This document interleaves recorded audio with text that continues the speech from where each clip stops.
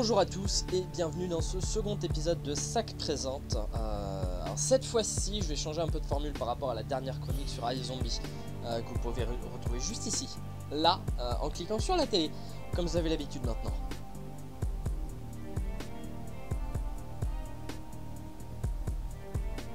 Enfin bref, cette semaine on va se tourner du côté du géant du binge-watching Netflix pour une série originale sortie il y a un peu plus d'une semaine, Daredevil. Alors, avant d'entamer cette chronique, oui, j'ai regardé la série en entier, oui, on va en parler, et non, on va pas parler de ça. Daredevil, donc, série créée par Drew Goddard, le réalisateur de La Cabane dans les Bois, et Steven S. Knight, qu'on connaît surtout pour avoir été scénariste sur Buffy, Angel et Smallville. La série est bien entendu basée sur le comic book éponyme de Marvel, lui-même créé par Bill Everett et le dieu vivant des comic books, Stan Lee. Et d'ailleurs, comme la dernière fois pour parler d'une série DC, je portais un t-shirt Batman, et bien cette fois pour parler d'une série Marvel, c'est Iron Man. Alors, la série raconte la jeunesse de Daredevil, ses débuts en tant que vigilante, en tant que justicier masqué, en implémentant énormément de choses par rapport à l'ado, par rapport au film sorti 12 ans plus tôt. Alors du coup, je vais vous répéter une histoire que vous connaissez déjà tous, mais allons-y. Matthew Murdock est un jeune homme rendu aveugle, notez bien les guillemets, par un incident avec des produits chimiques quand il avait 9 ans, et il travaille maintenant en tant qu'avocat avec son meilleur ami Franklin Foggy Nelson. Il va finir par enfiler un costume et aller sauver la ville à sa façon, tout en essayant de la sauver par les voies de la loi en même temps. Alors du coup, les rôles principaux, dans le rôle de Matt Murdock alias Daredevil, on a Charlie Cox, qu'on a vu dernièrement dans The Theory of Everything. Et on a aussi Eldon Henson dans le rôle de Foggy, qu'on a vu lui dans Jobs et Hunger Games La Révolte. Alors, du coup, l'histoire, qu'est-ce que ça donne? C'est vraiment pas trop mal.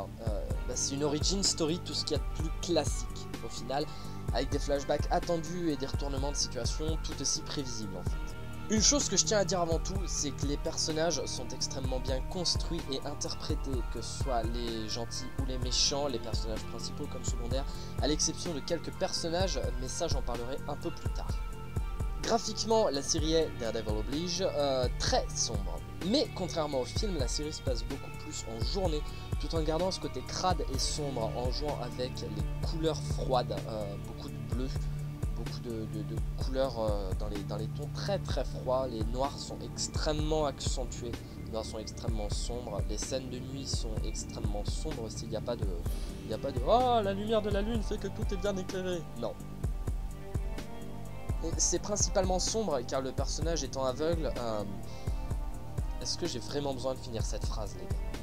Mais du coup, l'esthétique de la série est très soignée, que ça passe par les costumes des personnages, l'esthétique de la ville en elle-même, même le cadrage et la caméra, la gestion des couleurs, tout ça, ça a un rendu très propre, très sombre, très propre et sale en même temps. C'est-à-dire que l'image est très propre, elle est belle, les couleurs sont belles, la série en général est belle, la ville est belle, malgré certains moments où on se dit c'est un peu dégueulasse quand même. Au niveau de la réalisation, c'est assez simpliste, il n'y a pas de grosse révolution, même les flashbacks sont pas extraordinaires. On comprend que c'est des flashbacks parce que les personnages sont plus jeunes, on voit Matt enfant, Matt ado, Foggy ado. Mais à part ça, il n'y a pas d'esthétique particulière comme on avait dans Veronica Mars par exemple. Et une dernière chose, les combats. Les combats sont absolument géniaux. Je sais pas qui c'est le chorégraphe des combats, mais c'est un génie. Et le monteur et le technicien sont aussi d'ailleurs. Mais les combats sont géniaux, on dirait vraiment des combats qu'on pourrait voir par des pros des arts martiaux en fait. Et au niveau de la musique, à part le générique qui est juste énorme, mais que je pourrais pas vous passer ici, faute de droit d'auteur, elle m'a pas marqué malheureusement. Et je trouve ça dommage, parce que l'action aurait pu être sublimée par la musique, mais au moins ils ont préféré laisser certaines scènes de combat silencieuses, ce qui rend le truc encore plus réaliste et encore plus stressant. Bref, maintenant on va entrer dans la zone spoilers. Alors si vous n'avez pas vu la série et que vous voulez la voir, ou que vous ne voulez pas être spoilé, vous n'avez qu'à cliquer sur ma tête, ici, là, oh, Money Maker, pour être emmené à la fin de cette zone spoiler. Vous avez été prévenu. Alors, dans les personnages qui restent et dont je n'ai pas parlé, on a aussi Karen Page, l'assistante de Nelson and Murdoch, qui a été sauvée par Daredevil dans le premier épisode et qui va mener son enquête contre... Non, plus tard. Elle est jouée par Deborah Ann Wall, qu'on a vu dans... On a aussi Rosario Dawson en tant que Claire, une jeune infirmière qui va recueillir Matt après qu'il ait été tabassé et laissé pour mort dans une poubelle, qui va en quelque sorte devenir son infirmière personnelle. Je vous parlais tout à l'heure des personnages qui sont bien écrits, bien exploités, etc. Claire, Rosario Dawson joue très bien son personnage, mais quand on n'a rien à jouer, on peut pas jouer extrêmement bien non plus. Le personnage est assez creux, assez vide. Il est là pour servir de love interest à Daredevil et du coup ça pose un petit souci. Enfin, le personnage paraît vide et n'est pas très intéressant. Ben Urich, qui n'est pas le cousin de Lars Ulrich, il fallait que je le précise, un journaliste qui aidera Murdoch et Nelson en enquêtant sur... Non, plus tard. Bref, il est joué par Vondi Curtis Hall, qui jouait Miller dans Die Hard 2. Toby Leonard Moore, qu'on a pu voir dans John Wick par exemple, qui joue James Wesley, l'assistant personnel de... Ok, on va en parler. Wilson Fisk, alias Kingpin, alias le Caïd, alias le méchant le plus charismatique de l'histoire des séries télévisées. Ce mec est juste... Je vais vous expliquer pourquoi en une dizaine d'épisodes, il a réussi à se mettre au niveau de méchants comme le Master ou Spike à mes yeux. Déjà, il n'est pas présenté directement. Au début, Wesley vient se présenter aux avocats pour parler de son employeur. Et son nom restera caché pendant un certain temps, jusqu'à l'épisode 3 je crois. Ensuite, son visage n'est pas montré tout de suite non plus. C'est-à-dire qu'on a ce personnage mystérieux dont on entend la voix, mais on ne voit pas on n'a pas son nom, on ne voit pas son visage. Et ça rend un côté très très mystérieux, très effrayant. C'est la chose dans les ténèbres. Et en plus, l'écriture du personnage fait qu'il est vraiment génial. Vous savez ce qui rend un méchant terrifiant? Son côté humain. Regardez, vous mettez le pire des monstres, comme par exemple Doomsday dans Smallville. C'est qu'un monstre et il vous en touche une sans bouger l'autre. Par contre, mettez un méchant comme Spike, qui est un vampire, mais qui est amoureux, qui a un raisonnement logique et pas basé sur sa colère et sa frustration. Et vous obtenez un des meilleurs méchants de tous les temps. Et Wilson Fisk, c'est exactement ça. C'est un mec qui est capable de décapiter un homme avec la portière d'une voiture, mais qui va aussi tomber amoureux d'une femme et qui va rester des heures sur son lit d'hôpital quand elle est sur le point de mourir. Du coup, on comprend clairement que c'est un humain. On se rend compte qu'une personne normale comme vous, comme moi, pourrait plonger une ville dans le chaos et tuer un tas de gens pour ses rêves et son profit personnel. Et ça fait peur. Et en plus, je dois avouer que le jeu d'acteur de Vincent D'Onofrio le rend encore plus terrifiant avec sa voix grave, calme, son timbre doux et dur à la fois.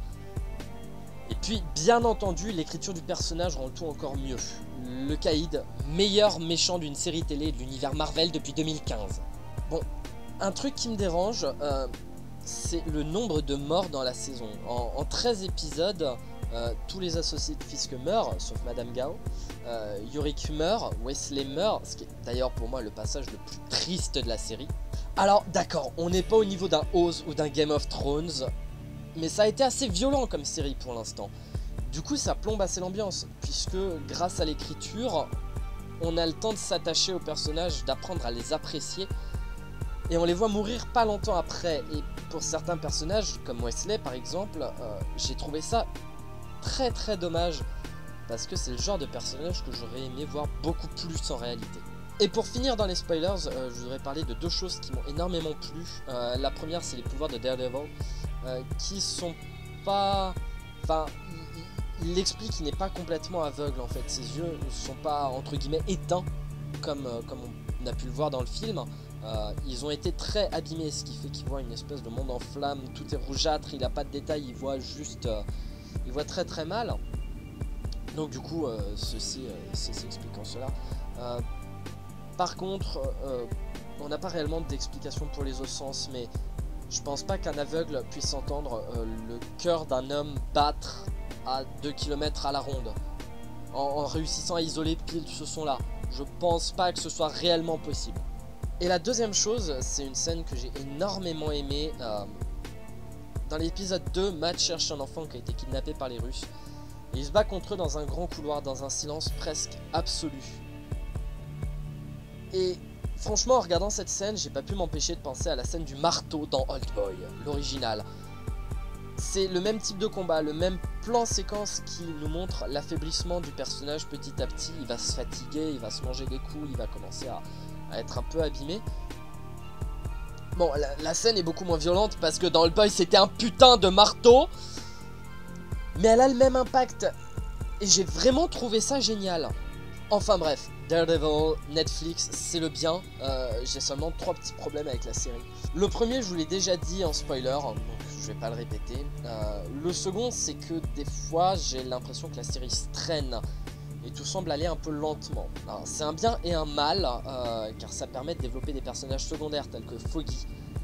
Mais des fois, on a juste envie de voir Matt tabasser du méchant, quoi. Et le dernier, c'est le fait que cette série, comme a.k.a. Jessica Jones, ou The Defenders, ou les autres qui arriveront sur Netflix dans un futur assez proche, il n'y a pas de date de sortie, elle fait partie de l'univers cinématographique Marvel.